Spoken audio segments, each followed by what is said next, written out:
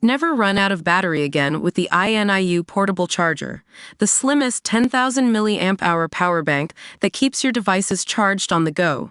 Stay powered up wherever you go. Click the link in the video description to shop now on Amazon.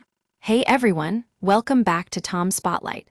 Today we're diving into a fascinating tale of missed opportunities and Hollywood's unpredictable casting game.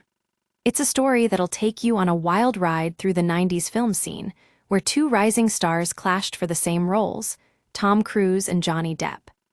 Imagine it's the late 80s and early 90s, when Hollywood was buzzing with fresh talent.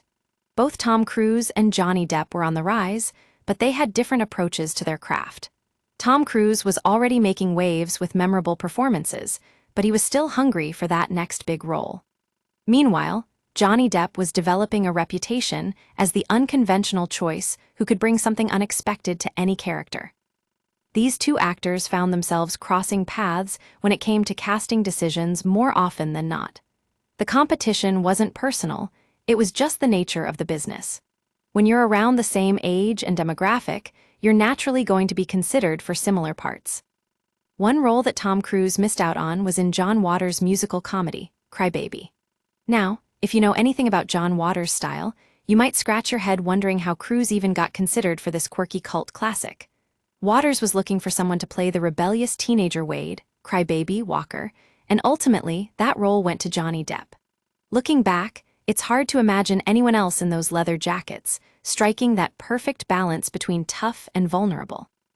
The film might not have been a massive box office hit, but it's developed quite the following over the years. Sometimes losing a role is exactly what you need to find your true calling.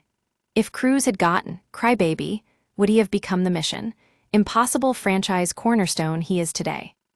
Moving on, there was another role that slipped through Tom Cruise's fingers, Tim Burton's Edward Scissorhands.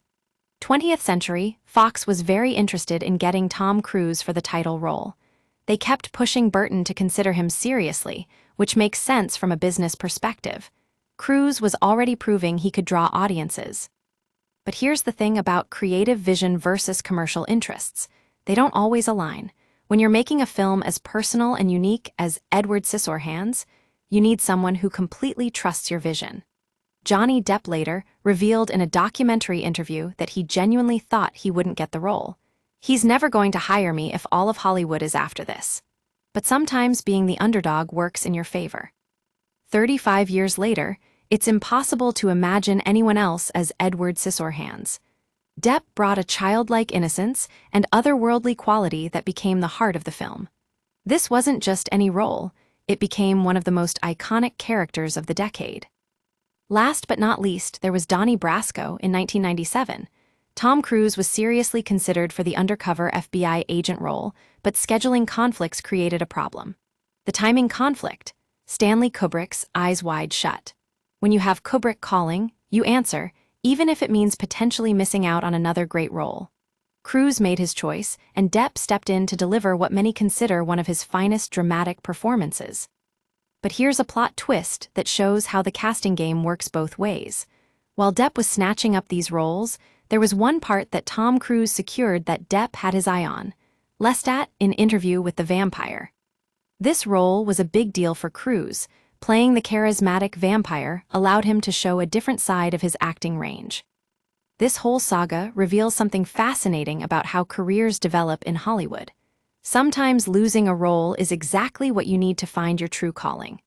If Cruise had gotten Edward Scissorhands, would he have become the Mission Impossible franchise cornerstone he is today? If Depp had gotten Lestat, would he have discovered his gift for creating unforgettable oddballs like Captain Jack Sparrow? The entertainment industry is full of these sliding door moments. Every no potentially leads to a better yes down the road. Both actors went on to have incredibly successful careers, just in very different directions.